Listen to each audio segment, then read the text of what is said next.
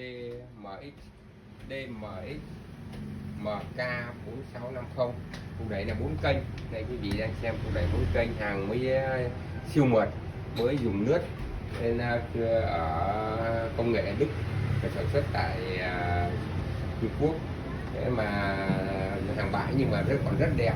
Đấy, hàng bãi rất là đẹp. Đấy, đang đánh cái cặp loa JBL 129 này. Đấy, thì vào thêm một cục súp JBL nữa. Thế thì chất âm của nó rất hay, đánh với vang X5. Đây, vang X5 quý vị đang xem. Đấy thì hàng này đánh 4 kênh, mỗi kênh 600W, nên đáp ứng với nhu cầu của hầu như các cái khách hàng là có thể đánh được một lúc 2 cặp loa 30 3 tấc, hoặc là đánh một cặp 3 tấc và chập kênh đánh một súp 50, súp bass 50, súp hơi. Vậy đánh chất âm rất hay. Thế thì cửa hàng mới về cũng con này giá 6,5 triệu thôi. Thế thì cửa hàng cũng quay thử để đánh thử cho quý khách trải nghiệm. Chất âm của nó rất hay và đánh nói chung là khỏi phải chê. Đấy, mời quý vị đón xem tiếp.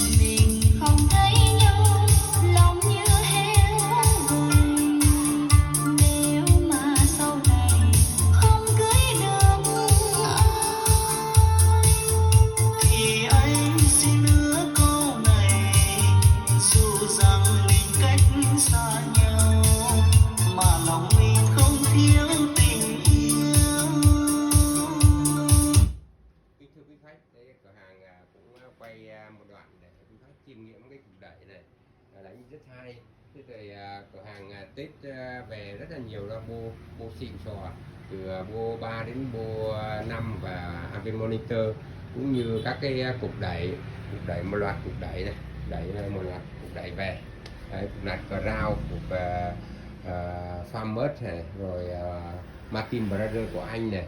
Cục đẩy Crown 3006 VZ xịn sò, T500 và MU. Nói chung là rất là nhiều, cũng như các loa nghe nhạc vàng, loa karaoke, có công suất, amni, các loại amni. Vậy cửa hàng cũng xin quý khách nếu có nhu cầu xin liên hệ cửa hàng trang Nguyễn số 170 Lý Tết Xuyên, phường Ninh Đông, quận Thủ Đức, thành phố Hồ Chí Minh. Số điện thoại 033 254 7796, 0981 842 909.